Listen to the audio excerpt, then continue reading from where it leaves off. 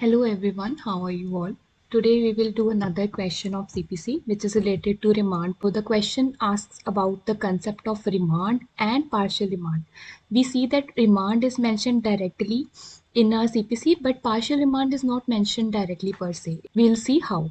So this question has come up in Haryana Judiciary 2019. So let us see what is remand and partial remand. So first of all, you have to understand what remand means. So what does remand mean? So remand means to send back. Okay. So it is sending back the matter to the court जिसकी decree की appeal appellate court के सामने आई है. सो जो भी court appellate court होगा he has a power to send the decree back जो कि ट्रायल कोर्ट को सेंड बैक की जाएगी ताकि वो दोबारा से उस पर ट्रायल चला सके.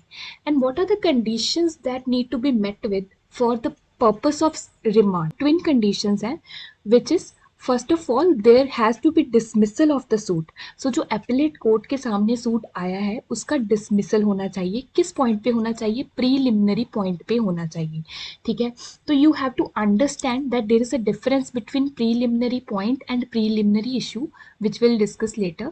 So this is preliminary point. ठीक है. और where the trial court has not completely decided the matter and ये जो फाइंडिंग है of the trial court has been reversed by the appellate court. तो ऑर्डर 41 में जब अपील कोर्ट ने देखा कि जो सूट का डिसमिसल हुआ है that is on the preliminary point number 1. Number 2, जो ये फाइंडिंग है ट्रायल कोर्ट की इसको रिवर्स कर दिया है हमारी appellate court. When you say that these two conditions are met with then the judgment is liable to be sent back for its reinitiation और या फिर वो दोबारा से ट्रायल चलेगा. तो डायरेक्शंस क्या देगा कि जो ट्रायल कोर्ट है उसको रीएडमिट करे सूट पे और कहाँ रीएडमिट होगी उसके ओरिजिनल नंबर पे ही ये रीएडमिट होगी. So this could be a pre question और फिर वो प्रोसीड करेगा सूट को डिटर्मिन करने के लिए. अब ये जो एपलेट कोर्ट ये या तो एक इशू सेंड बैक करेगा ठीक है क्योंकि there are several issues in a civil case right.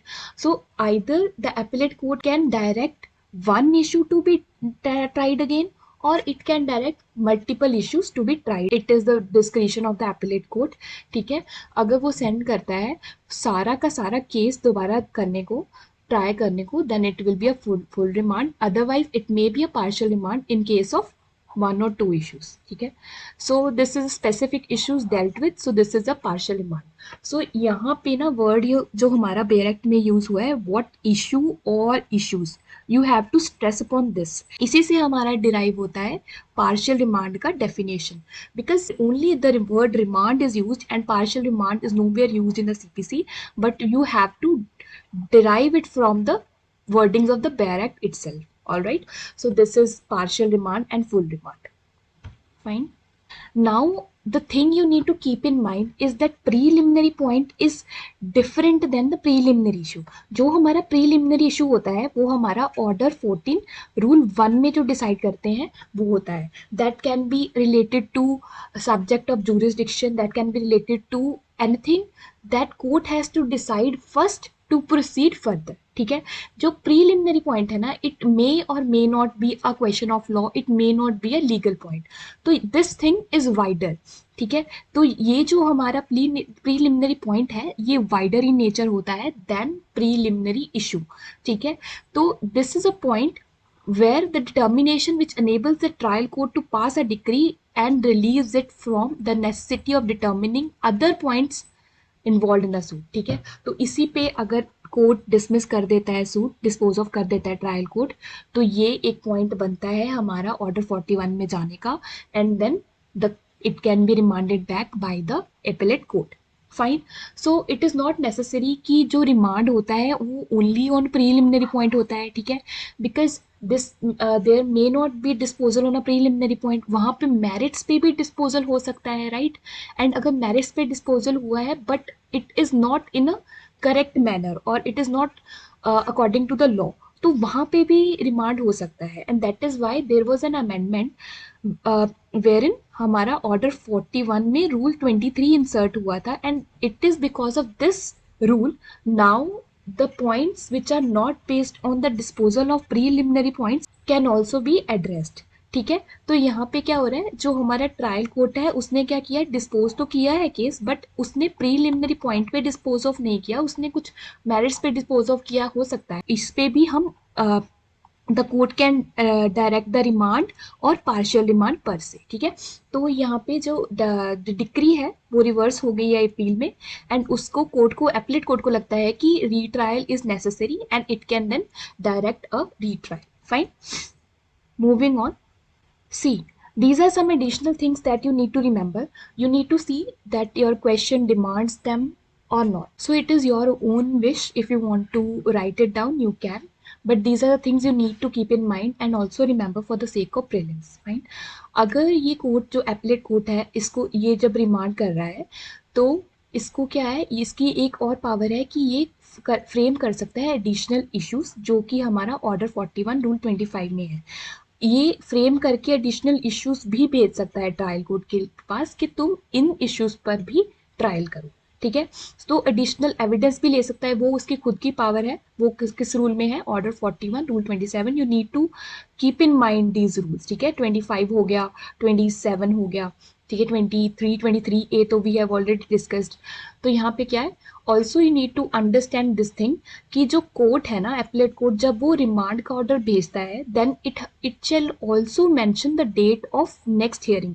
अब जो पार्टीज है उनको कैसे पता चलेगा कि अगली हियरिंग जो हमारी ट्रायल कोर्ट में है वो कब है। तो it is a duty laid down on the appellate court itself कि वो हमारी डेट ऑफ नेक्स्ट हियरिंग डालेगा, ठीक है, in the order of the remand which is mention under order 41 rule 26A। Fine. तो ये केस लॉ है जो आप देख सकते हो।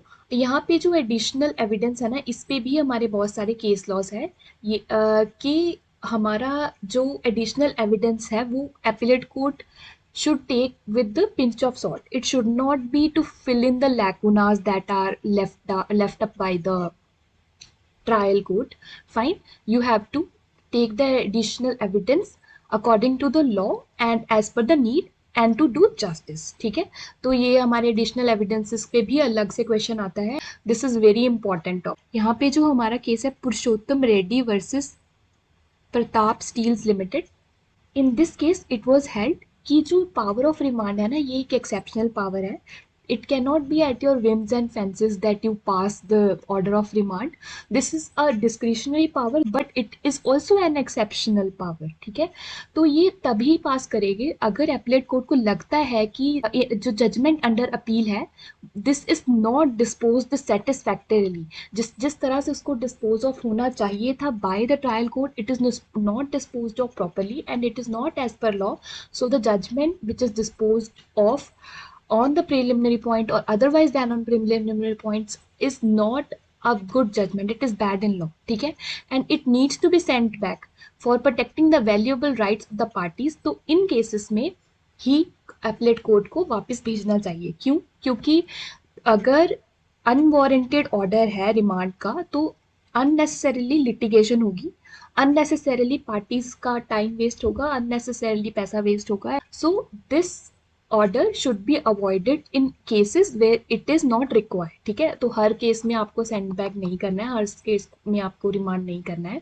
Only where the conditions are met with laid down under order 41 to 23A, तभी आप रिमांड भेज सकते हो, ठीक है। हाँ, तो एक बात है कि यहाँ पे क्वेश्चन रिमांड और पार्शियल रिमांड का था, तो you have to again and again right remand and partial remand. You have to answer it in that perspective. So that will be all for today, guys. Thank you. Take care.